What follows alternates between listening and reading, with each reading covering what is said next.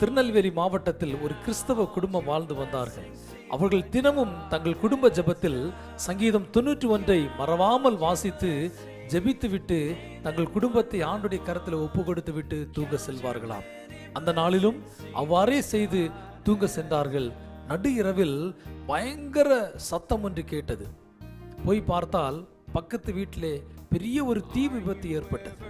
பிரியமானவர்களே, அடுத்த நாள் காலையிலே தீயணைப்புத்துறை அதிகாரிகள் வந்து பார்வையிட்ட போது அந்த பக்கத்து வீட்டில் அவ்வளவு பெரிய சேதம் ஏற்பட்டிருக்கிறது. இவர்களுடைய வீட்டிலே எந்த சேதமும் இல்லை. அவர்கள் இவர்களிடத்தில் கேட்டார்களாம், என்ன பண்ணீங்க அப்படின்னு கேட்டப்போ இவர்கள் சொன்னார்களாம், நாங்கள் சங்கீதம் 91 தினந்தோறும் எங்கள் வீட்டிலே நாங்கள் வாசித்து ஜெபித்து விட்டு தூங்க செல்வது வழக்கம். இந்த நாளில் நாங்கள் அதை செய்தோம், கர்த்தர் எங்களை பாதுகாத்தார் என்று சொல்லி சாட்சி சொன்னார்களாம். பிரியமானவர்களே, என்ன ஒரு ஆச்சரியம் பாருங்க.